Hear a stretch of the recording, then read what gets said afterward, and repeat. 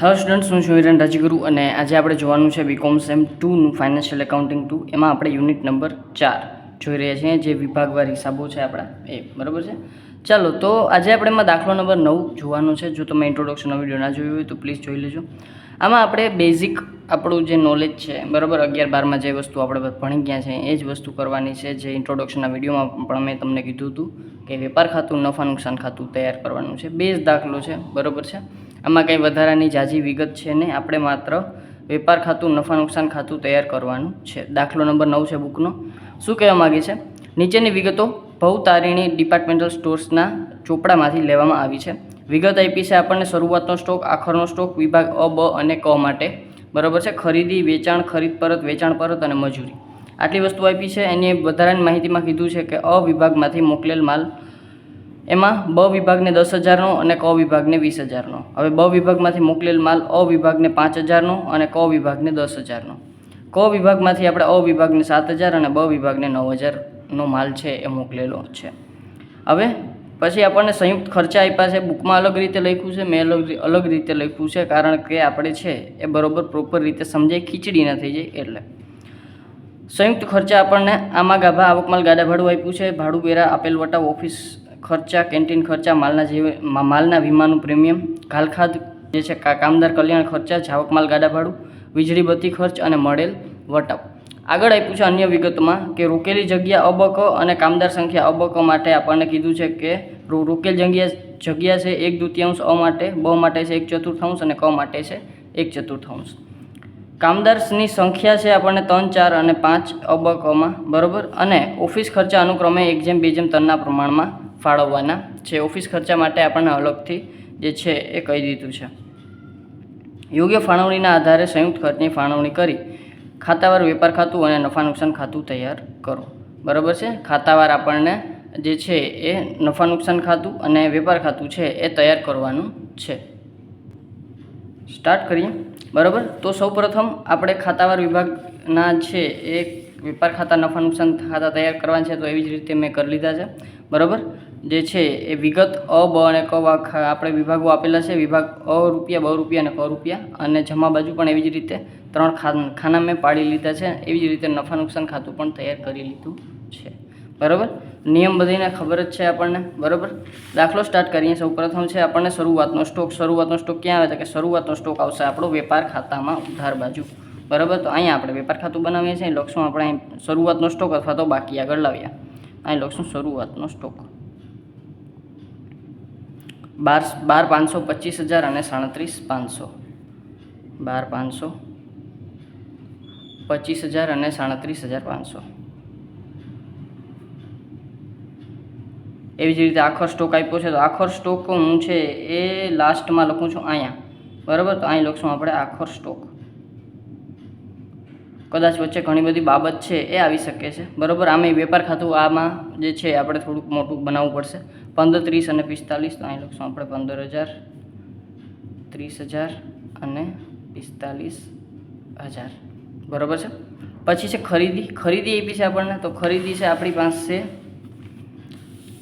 હવે જુઓ, અહીંયા ખરીદી, વેચાણ આપ્યું છે, પણ સાથે ખરીદ પરત અને વેચાણ પરત પણ આપેલું છે. હવે બે વસ્તુ થઈ. કાં તો તમે ખરીદીમાંથી ખરીદ પરત બાદ કરો અને એ પણ વસ્તુ બતાવો. બરાબર. હું ડાયરેક્ટ લખી નાખું છું ખરીદી બાદ પરત કરીને. બરાબર છે.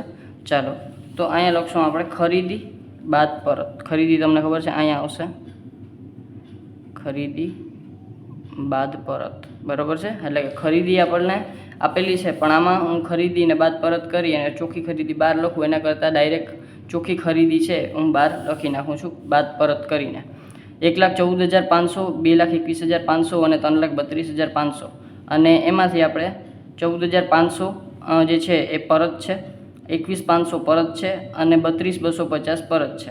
બરાબર. એટલે કે જે લાખ ઉપરના બધા છે એ આપણને પરત તરીકે આપેલા છે. તો હું ડાયરેક્ટ આમાં 1 લાખ, 2 લાખ, આમાં 1 લાખ, આમાં 2 લાખ અને આમાં 3 લાખ લખી નાખું છું. બરાબર છે. ડાયરેક્ટ.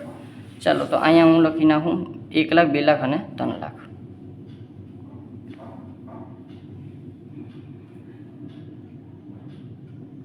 ચાલો, આ વસ્તુ ક્લિયર થઈ ગઈ. ચાલો, તો ખબર પડી ગઈ. અહીંયા 1,14,500 હતો, એમાં 14,500 આપણે પરત કરી એટલે 1 લાખ વધી આપણે ખરીદી અહીં લખી. 2,21,500 હતી, 21,500 પરત હતી તો ખાલી 2 લાખ વધી આપણે અહીંયા લખ્યા. અને અહીંયા 3,32,250 હતું, એમાંથી 32,250 આપણે પરત કરી તો વધ્યા કેટલા? 3 લાખ એ આપણે અહીં લખ્યા. ચાલો પછી એવી જ રીતે વેચાણ છે. વેચાણમાં પરત આપેલું છે તો આપણે વેચાણ તમને ખબર છે વેપાર ખાતામાં જમા બાજુ આવે તો અહીં લખશું આપણે વેચાણ. બરાબર. વેચાણ પણ એ કેવું તો કે બાદ પરત. બરાબર છે. તો અહીંયા આપણે વેચાણ આપ્યું છે 2,24,000, એમાં 24,000 આપણે પરત કરી દીધા તો અહીંયા આપણે ખાલી લખશું 2 લાખ.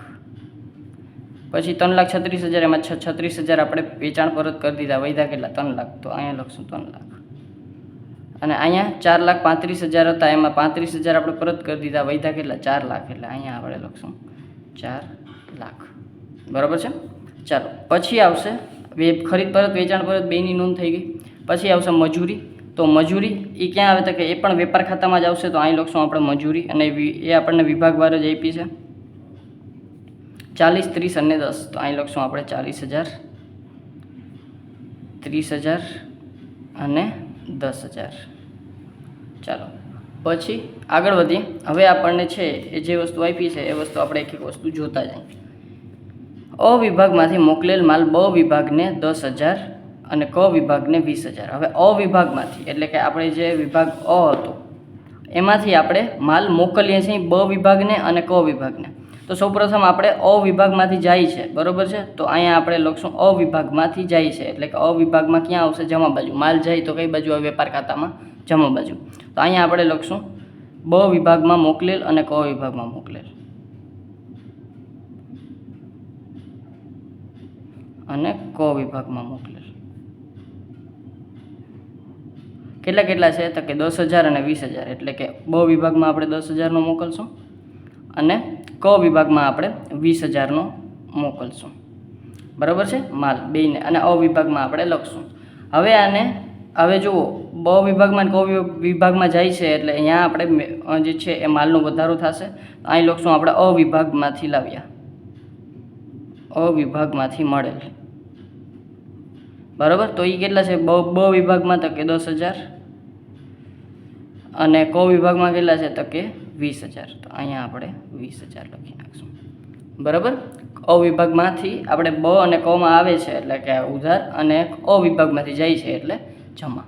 બરાબર છે. ચાલો પછી બ વિભાગમાંથી એવી જ રીતે વળી પાછું બ વિભાગમાંથી મોકલેલ માલ. હવે જો બ વિભાગમાંથી જશે તો અહીં લખશું આપણે બ વિભાગમાંથી અ વિભાગને અને ક વિભાગને આપણે મોકલીએ છીએ. તો અહીંયા આપણે લખશું અ વિભાગને મોકલેલ માલ અને ક વિભાગને મોકલેલ માલ. કેટલો મોકલીએ છીએ તો કે અ વિભાગને આપણે 5,000 અને ક વિભાગને 10,000. તો અહીંયા આપણે 5,000 અને 10,000 બે આપણે ક્યાંથી મોકલીએ છીએ? બ વિભાગમાંથી. એટલે બ વિભાગમાં આપણે જાવક બાજુ લખ્યું એટલે કે વેપાર ખાતામાં જમા બાજુ.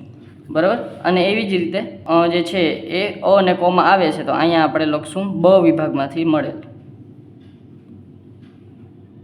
કયા કયા વિભાગમાં તો કે અ વિભાગમાં 5,000. તો અ વિભાગમાં આપણે લખશું 5,000 અને ક વિભાગમાં 10,000. તો ક વિભાગમાં આપણે 10,000. બરાબર. અને અહીંયા તમારે ડેશ કરવું હોય તો કરી શકો, ના કરો તો ચાલે, એમાં કાંઈ ખોટું નહીં પડે.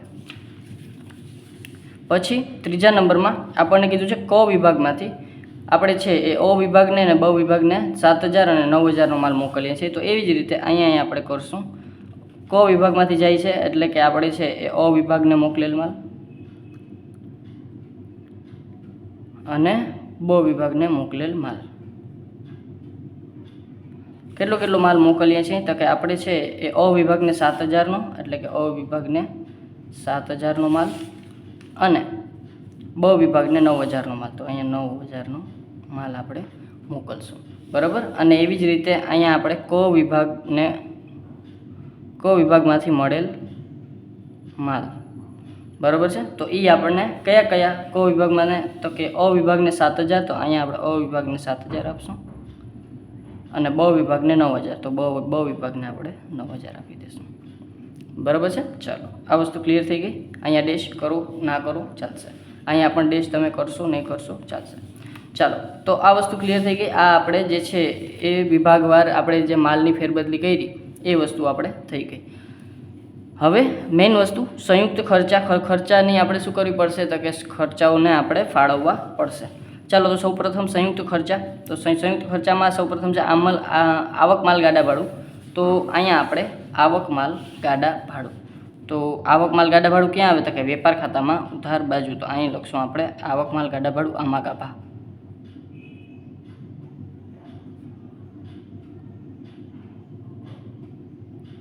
બરાબર છે. અને આવક માલ ગાડા ભાડું આપણને 7,200 આપ્યું છે, પણ 7,200ને આપણે ફાળવશું કેમાં તો ફાળવશું આપણે ખરીદીના પ્રમાણમાં. હવે ખરીદ બાદ પરત આપ્યું છે એટલે પરતને આપણે ધ્યાનમાં નહીં દઈએ, પણ માત્ર ચોખ્ખી ખરીદીને ધ્યાનમાં દઈશું. ચોખ્ખી ખરીદીનું પ્રમાણ છેલ્લા આપણે ઝીરોસ કટ કરી નાખીએ 5/5 તો 1:2:3 એના જેવું થાય. બરાબર. તો 1:2:3 આપણે આવક માલ ગાડા ભાડાને જે છે એ આપણે ફાળવી નાખશું 1:2:3ના પ્રમાણમાં. તો 7,200 1:2:3 એટલે 2 ને 3 ને 3 6 એટલે કે /6 આપણે કરશું અને એ 1200 રૂપિયા આવશે. તો અહીંયા આવશે 1200. પછી 1:2:3 અહીં લખી નાખું છું એટલે તમને બરાબર પ્રોપર ખબર પડે. 1:2:3ના પ્રમાણમાં એટલે 1200 × 1200 12 × 36 3,600 અને 12 × 24 36 નહીં પણ અને 12 × 36 3,600. તો આ છે એ આપણે જે છે આપણી ફાળવણી થશે. બરાબર છે. 1200 2400 અને 3600. બીજા નંબરમાં છે ભાડું અને વેરા. તો ભાડું અને વેરા આપણા છે એ નફા નુકસાન ખાતામાં આવશે. તો નફા નુકસાન ખાતામાં આપણે ઉધાર બાજુ તમને ખબર જ છે ભાડું અને વેરા.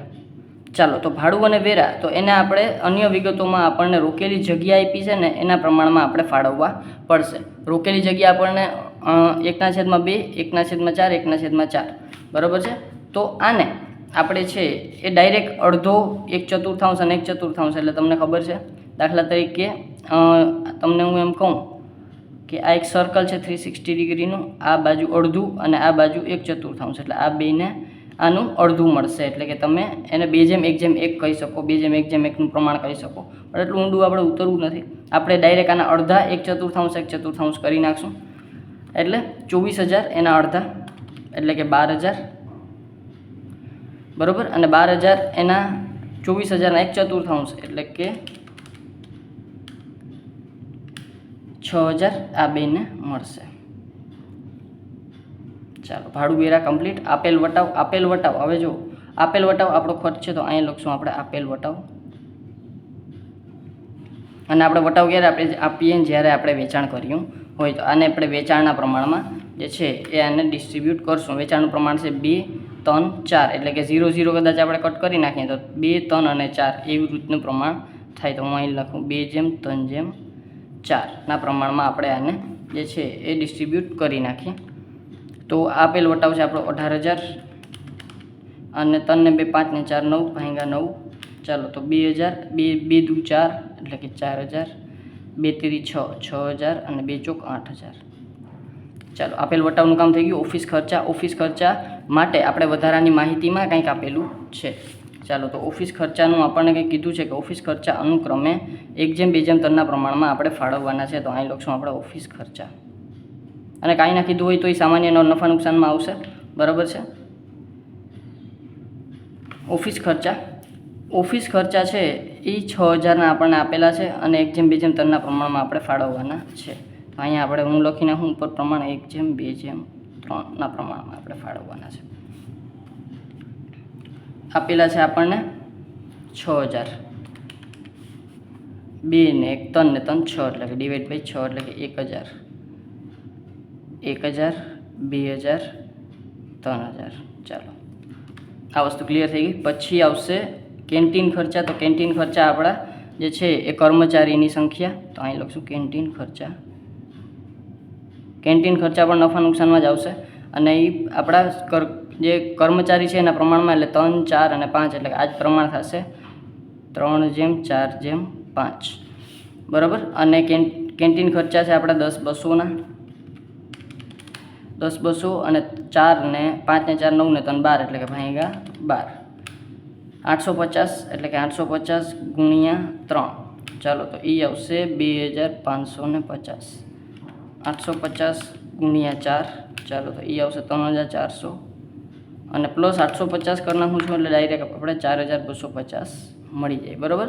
ચાલો એક એકનો જ ગાળો હતો એટલે એમાં તમે પ્લસ 850 કરતા જાઓ તો પણ તમને જે છે આન્સર મળી જાય. ચાલો આ વસ્તુ કેન્ટીન ખર્ચાનું કામ થઈ ગયું. પછી છે માલના વીમાનું પ્રીમિયમ. ચાલો તો માલના વીમાનું પ્રીમિયમ. હવે માલના વીમાનું પ્રીમિયમ છે ને એ આપણને ખબર છે કે આપણે કેમાં ડિસ્ટ્રીબ્યુટ કરવું પડે, સરેરાશ સ્ટોકના પ્રમાણમાં. પણ અહીંયા આપણને શરૂઆતનો અને આખરનો સ્ટોક આપ્યો છે, સરેરાશ સ્ટોક આપ્યો નથી. તો પહેલાં આપણે સરેરાશ સ્ટોક ફાઇન્ડ આઉટ કરવો પડશે. તો અહીં હું લખી નાખું સરેરાશ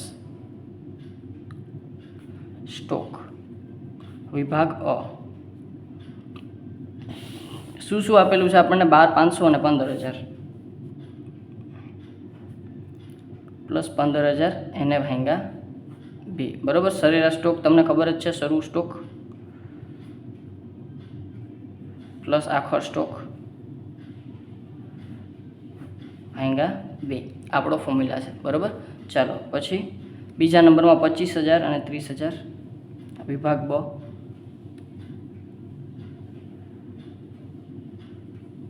ભાંગ્યા 2 અને વિભાગ ક 37,500 અને 45,000 એને ભાંગ્યા 2. હવે ડાયરેક્ટ આપણે કેલ્સી લઈ અને આનું સરેરાશ કાઢી લઈ. 12,500 પ્લસ 15,000 એને ભાંગ્યા 2 એટલે કે એ આવશે 13,750. 25,000 પ્લસ 30,000 ભાંગ્યા 2 એટલે કે 27,500 અને 37,500 પ્લસ 45,000 ભાંગ્યા 2 એટલે એ આવશે 41,250.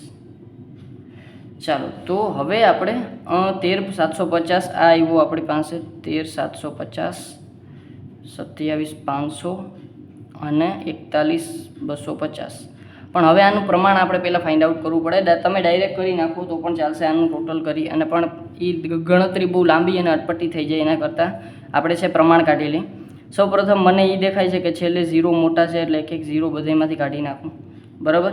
હવે મને એ ખબર પડે કે બધામાં છેલ્લે 5 અને 0 છે એટલે કે 5 આરે મારો ભાગ ચાલશે.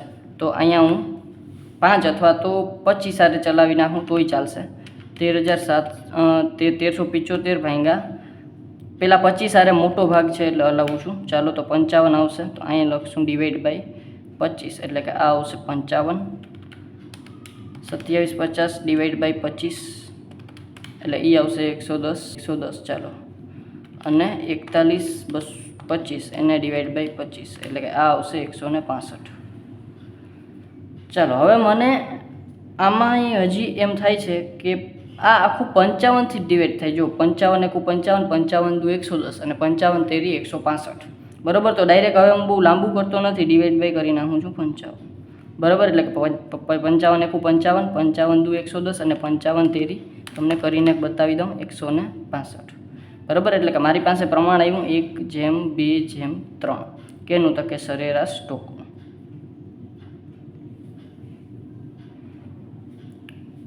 1:2:3.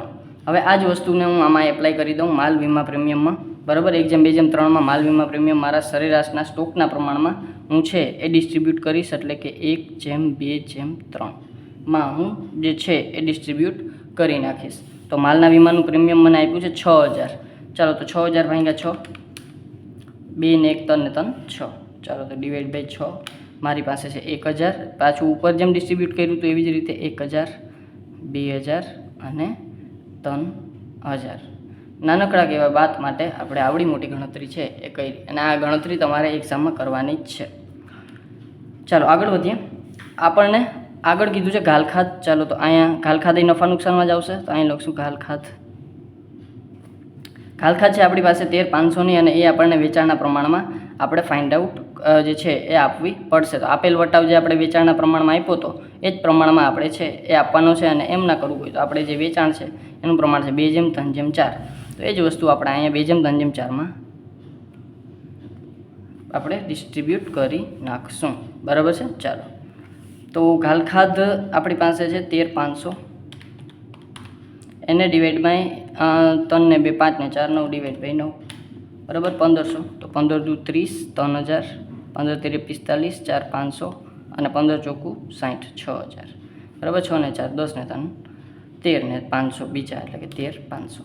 પછી છે કામદાર કલ્યાણ ખર્ચા. તો એ કામદાર કલ્યાણ ખર્ચા એ આપણે અહીંયા જ આવશે. કામદાર કલ્યાણ ખર્ચા છે 14400ના બરાબર. તો 14400ના આપણી પાસે કામદાર કલ્યાણ ખર્ચ છે. તો એને આપણે જે છે ડિસ્ટ્રીબ્યુટ કરશું કામદારની સંખ્યાના પ્રમાણમાં. કામદારની સંખ્યા 3 4 5. તો અહીંયા આપણે 3:4:5 એને કંઈ કટપુટ થતું નથી.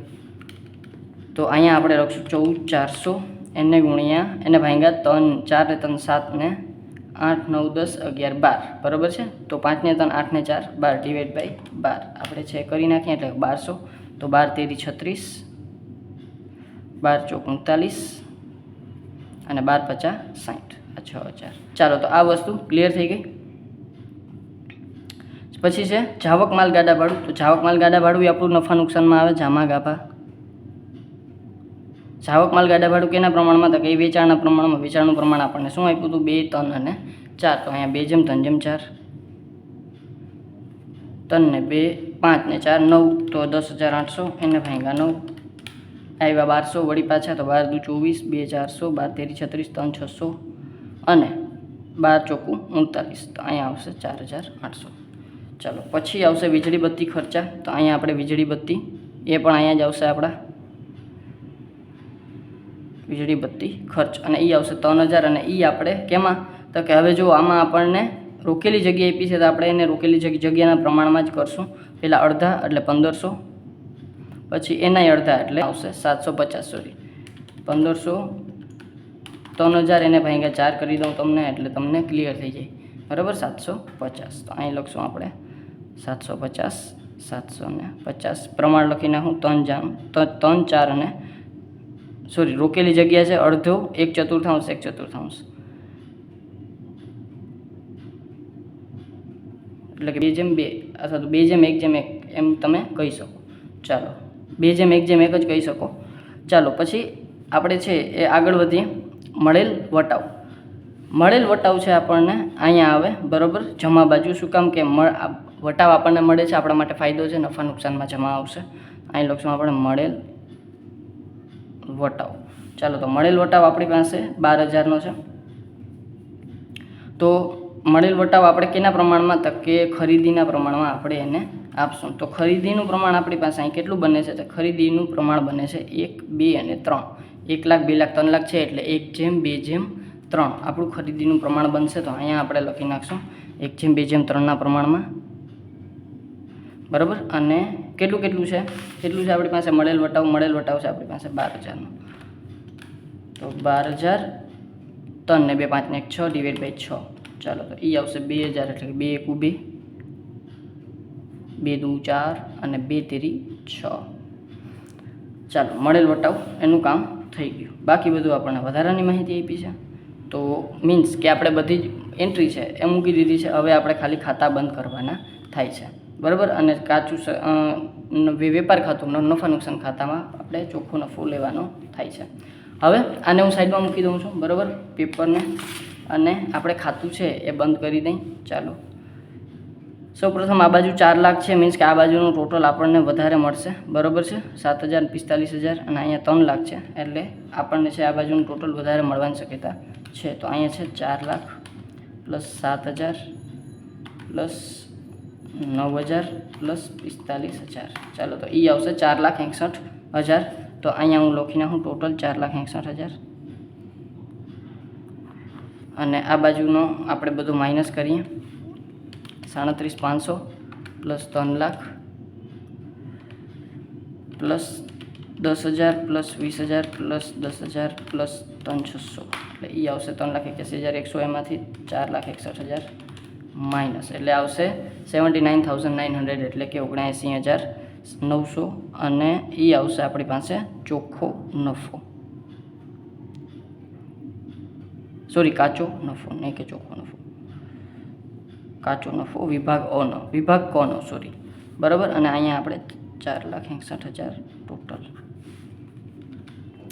પછી છે 3 લાખ બ વિભાગમાં 5,000 10,000 અને 30,000. ચાલો તો એ આવશે 3,45,000. તો અહીંયા આપણે 3,45,000 એમાંથી આપણે બ વિભાગમાં જેટલી આવક છે 25,000, 2,30,000, 10,000, 9,000 અને 2,400. ચાલો તો એ આવશે 2,76,400. એમાંથી આપણે આપણો ટોટલ હતો 3,45,000 માઇનસ કરીએ, એ આવશે 68,600. અહીં લખી નાખશું આપણે 68,600 અને અહીંયા 3,45,000 આપણી પાસે જે છે એ ટોટલ. છેલ્લા નંબરમાં ઓનો આપણે 2,10,000, 20,000 અને 15,000. ચાલો તો એ આવશે 2,45,000. અહીં લખશું આપણે 2,45,000 અને અહીં લખશું 2,45,000. કાચો નફો આપણે 12,500 plus 1,00,000 plus 40,000 plus 5,000 plus 7,000 plus 1,200 એટલે એ આવશે 1,65,700. એમાંથી 2,45,000 માઇનસ એટલે કે એ આવશે 79,300 એટલે કે 79,300. ચાલો તો કાચા નફાનું કામ થઈ ગયું. કાચો નફો આપણને મળી ગયો. હવે કાચા નફામાંથી આપણે ક્યાં જઈશું? નફા નુકસાન ખાતામાં આપણે કાચો નફો લખી નાખશું. અહીં લખશું કાચો નફો. અ વિભાગનો છે 79,300 બરાબર છે. બી વિભાગનો છે 68,600 અને સી વિભાગનો એટલે ક વિભાગનો છે 79,900 79,900. બંધ કરી દઈ નફા નુકસાન ખાતું અને એ આવશે આપણી પાસે ચોખ્ખો નફો 79,900 પ્લસ 6,000 85,900 આપણો ટોટલ. તો અહીં લખશું આપણે 85,900 બરાબર. ચાલો પછી આપણે આમાંથી બાદ કરી નાખીએ 6,000 plus 8,000 plus 3,000 6,000 plus 8,000 plus 3,000 4,250 plus 3,000 plus 6,000 plus 6,000 plus 4,800 plus 750. ચાલો તો એ આવશે 41,800. 85,900 માઇનસ કરશું એ આવશે 44,100 અને એ આવશે આપણો ચોખ્ખો નફો.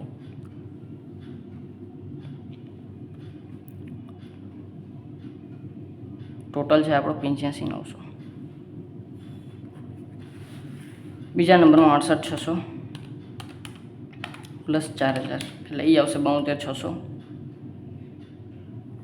72,600માંથી આપણે આ બધું માઇનસ કરીએ 6,000 plus 6,000 plus 2,000 plus 3,400 plus 2,000 plus 4,500 plus 4,800 3,600 ને 750 33,050 એટલે કે 33,050. એમાંથી આપણે 72,600 માઇનસ કરીએ એટલે આપણી પાસે આવશે 39,550. તો અહીંયા આવશે 39,550 બરાબર છે. પછી આપણે લાસ્ટવાળું 79,200 પ્લસ 2,000 એટલે 81,200.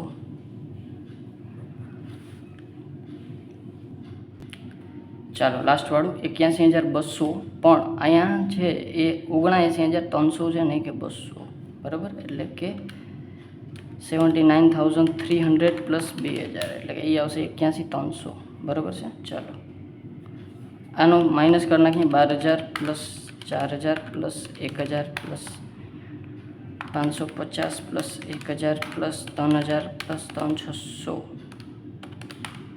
પ્લસ 2,400 પ્લસ 1,500 એટલે એ આવશે 31,050 અને એમાંથી આપણે 81,300 માઇનસ એ આવશે 50,250. તો અહીં લખશું 50,250 એ આવશે આપણો ચોખ્ખો નફો બરાબર છે. ચાલો તો આ હતો આપણો દાખલા નંબર 9 જેમાં માત્ર આપણે વેપાર ખાતું અને નફા નુકસાન ખાતું છે એ બનાવવાનું હતું. આમ તો એ દાખલો ઇઝી છે બરાબર. પ્રેક્ટિસ કરજો આવા દાખલાની, આવડી જશે. છતાં કાંઈ ડાઉટ રહી જાય તો મને પૂછી લેજો બરાબર છે. જો વિડીયો ગમ્યો હોય તો લાઇક શેર અને સબસ્ક્રાઈબ જરૂરથી કરી નાખજો. Thank you.